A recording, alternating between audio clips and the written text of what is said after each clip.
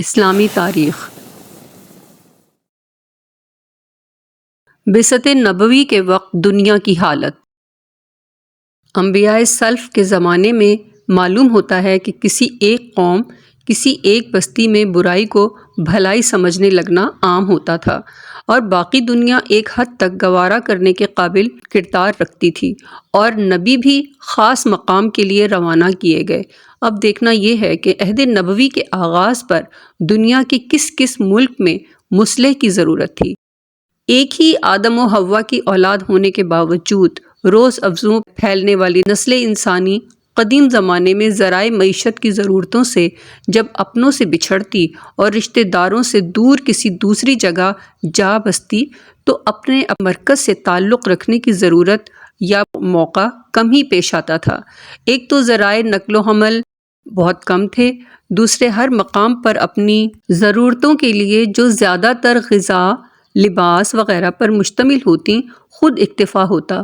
یہ نہ تھا کہ آج کل کی طرح ہر کوئی اپنی کسی نہ کسی ضرورت کے لیے دوسروں کا محتاج ہو، کہیں غلہ نہ ہو، کہیں روئی نہ ہو، کہیں لوہا، کہیں کوئلہ یا پیٹرول نہ ہو، کہیں کاغذ کا مواد نہ ہو۔ اس کا نتیجہ یہ تھا کہ قدیم زمانے میں بین الاقوام اور بین الممالک تعلقات ناپید تھے۔ نبی اور مصلح بھی قومی ہوتے تھے، عالمگیر اور بین الاقوامی نہیں، اور ان کی تعلیم کسی بربری، کسی غیر بنی اسرائیل، کسی غیر عربہ سے متعلق ہی نہ ہوتی تھی۔ انسانیت میں بین الاقوامی احتیاج رفتہ رفتہ ہی پیدا ہوئیں، اور عہد نبوی کے آغاز پر اس کا عبوری دور اس حد تک گزر چکا تھا کہ مہمات پسند عرب تاجر ایک طرف حبش و مصر و شام کو تو دوسری طرف چین و ایران و ہند کو کارواں لے جایا کرنے لگے تھے۔ بڑے بڑے جہاز بنانا اور زمین کے قلابے ملانا انسان سیکھ چکا تھا۔ سرد ممالک ہوں یا گرم، شہری باشندے ہوں کہ خانہ بدوش، سب کو ایک مرکز سے دوبارہ جوڑنا اور سب کے لیے بنیادی مذہب لانا ممکن ہو۔ یونان کسی زمانے میں حکمت اور فصاحت کا دریا بہا چکا تھا۔ دنیا کو اس کی ذہنی غلامی سے نجات دلانے کے لیے حکمت اور فصاحت کی ایک تر اور بلند نمونے کی ضرورت تھی۔ روما نے قانون سازی میں کمال پیدا کیا تھا، اور رسول عربی کی ولادت سے 5 ہی سال پہلے مرنے والے شہنشاہ جسٹینین نے رومی قوانین کی تدوین کا کارنامہ انجام دلا کر دنیا کو ایک چیلنج دے دیا تھا کہ اس سے بہتر قانون لاؤ۔ اسی طرح ہندوؤں نے کچھ، مصریوں نے کچھ، ایرانیوں نے کچھ ایسے کارنامے چھوڑے تھے جس سے خاص خاص شعبوں میں انسانی ذہنیت پر ان کی برتری مسلم ہو چکی تھی، اور ضرورت تھی کہ انسانی ذہن کی صحت مند بالیدگی کے لیے ان کچلنے والے مواقع کو دور کر دیا جائے۔ ان تمہیدی نکات کے ساتھ دنیا کے بڑے بڑے ممالک کی عام حالت سے جو بعثت نبوی کے وقت تھی ضروری واقفیت حاصل کر لینی چاہیے۔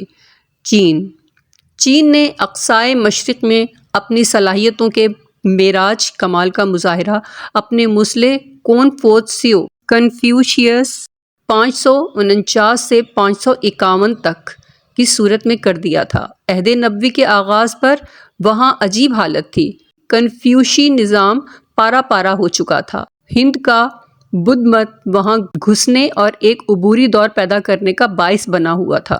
متاخر خان ہنز خانوادے کی حکومت عرصہ ہوا ختم ہو چکی تھی، اور اس کی جگہ وائی اور شیو کی 3 حکومتیں قائم ہوئی تھیں کہ خانہ جنگیوں کا ایک ختم نہ ہونے والا سلسلہ چھڑ گیا۔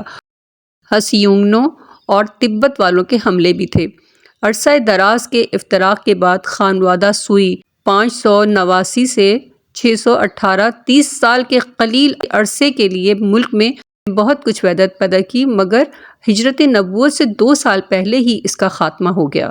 پھر ٹائننگ خانوادہ برسر اقتدار آیا تو آہستہ آہستہ حالت کچھ سدھری اور ملک میں امن اور یکجہتی تو پیدا ہوئی، مگر ترقی سوز جذبہ انہیں کچھ سیکھنے میں مانے ہی رہا۔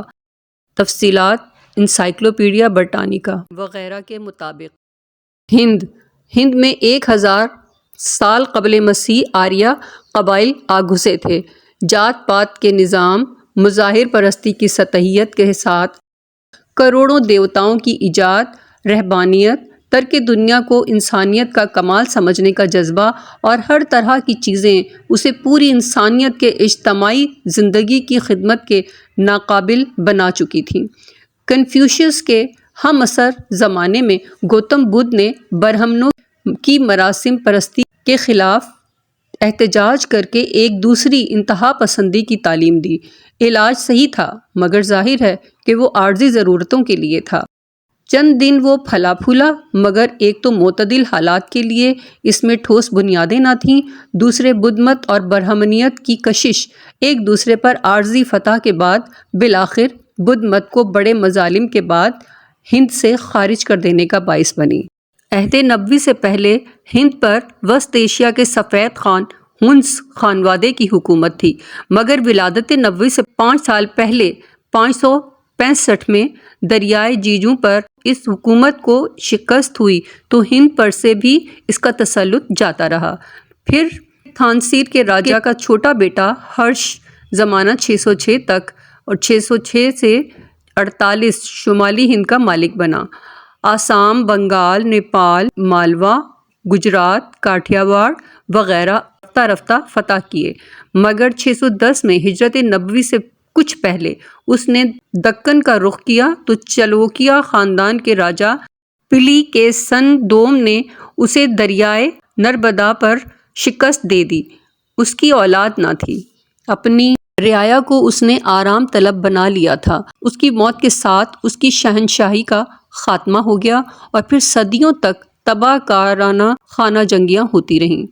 چلوکیا والوں نے ہرش کو شکست تو دی، مگر کاورم کے پلوا والوں کے ہاتھ خود بھی تباہ ہو گئے اور ان کی سلطنت پنپ نہ سکی۔ ماخوذ انسائکلوپیڈیا برٹانیکا وغیرہ۔ ترکستان یہ بڑا مردم خیز خطہ ہے، مگر سن عیسوی کے 7 صدیوں تک یہاں کی حالت کا کچھ بھی علم نہیں۔ عہد نبوی کے اہم عصر خان ہنس تبت پر چھا گئے تھے اور مغربی ترکوں کی مدد سے راج کر رہے تھے، مگر ان میں نہ کوئی تمدن تھا اور نہ خود غرضی کے سوا انسانیت کی خدمت کے لیے ان میں کوئی بلند مطمع نظر ہی۔ ماخوذ انسائکلوپیڈیا برٹانیکا۔ رومی اور ایرانی۔ یونان تو کبھی کا ختم ہو چکا ہے، مگر اس کی جگہ یورپ میں رومی حکومت قائم ہو گئی تھی، مگر جب وہ مشرقی اور مغربی 2 حصوں میں بٹ گئی تو ہم دیکھتے ہیں کہ عہد نبوی کے زمانے میں مغربی رومیوں پر جرمن وغیرہ قبائل ٹوٹ پڑے اور پایا تخت روما کے مالک بن گئے تھے۔ ان ان پڑھ وحشیوں نے جو کچھ کیا ہوگا اس کا اندازہ اس سے ہو سکتا ہے کہ انہوں نے محبت کے مذہب یعنی عیسائیت کو قبول کیا تو غیر عیسائیوں سے زیادہ بے رحمی اور بے اصولی دکھاتے رہے۔ ادھر مشرقی رومی حکومت قسطنطنیہ کے صدر مقام سے ہمسایہ ایرانیوں کے ساتھ صدیوں تک آویزش میں مبتلا رہی۔ عہد نبوی کے ابتدائی زمانے میں ایرانیوں نے اپنے حریفوں سے مصر اور شام وغیرہ تک چھین لیے تھے اور قرآن مجید میں غلبت الروم فی ادنی الارض کا اعلان کیا، مگر 6 ہجری میں صلح حدیبیہ کے زمانے میں نینوی یعنی موصل کے میدان میں رومی شہنشاہ ہرقل نے ایرانیوں کو ایسی فیصلہ کن شکست دی کہ ان کے ہاں شاہ گردیوں کا سلسلہ شروع ہو گیا اور ایران سنبھل ہی نہ سکا۔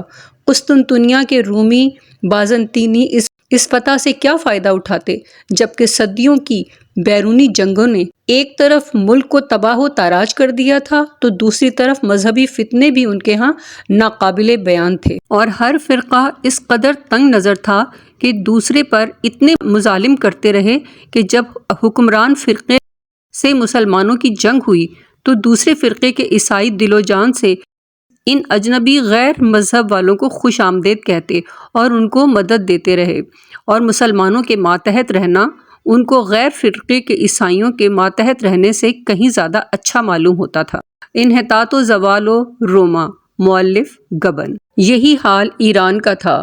پھر نوشیروان تخت نشین ہوا تو اس نے اپنے باپ کے عمل کو الٹا دیا اور اب آتش پرستی نے مصدوقیت کے خلاف وہ ظلم ڈھائے کہ بیان سے رونگٹے کھڑے ہو جائیں۔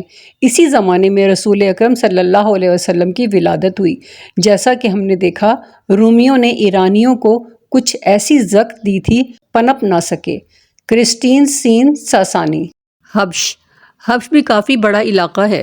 اس نے ایرانیوں سے یمن کو چھین لیا تھا، مگر جب یہ شمالی عرب میں بڑھے تو ولادت نبوی کے سال یہ اصحاب الفیل کیڑا کھائے ہوئے کھوکھلے دانوں اصفِ معقول کی طرح ختم ہو گئے، اور جلد ہی عہد نبوی میں ان کی حکومت عرب میں خود حبش میں بھی خانہ جنگیوں وغیرہ میں پھنس کر بیکار و معطل ہو گئی، اور مسلمان مہاجرین ہمیشہ خود حبش کی ان خانہ جنگیوں سے پریشان رہے۔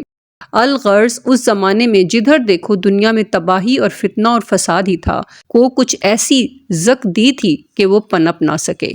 کرسچن سی ساسانی۔ ضرورت تھی کہ پوری دنیا کو اب جھنجھوڑ کر یاد دلایا جائے کہ وہ سب ایک ہی آدم و حوا کی اولاد ہیں، اور ملک وار، قوم وار، نسل وار اور ایسے ہی دیگر مہذب و مذاہب سے نجات دلائی جائے، اور تمام انسانی دنیا کے لیے ایک بنیادی مذہب پیش کیا جائے جو زمان و مکان کے فرق سے بالا اور جاتیوں اور طبقوں کے امتیاز سے بری ہو، اور ہر انسان کو انفرادی حقوق اور ذمہ داریاں عطا کر کے نوع بشری کی تخلیق کی اصل غرض و غایت پوری کرنے کا انتظام کیا جائے۔ قائم اسلام کو لائک، شیئر اور سبسکرائب کیجیے، کمنٹ کیجیے۔ شکریہ۔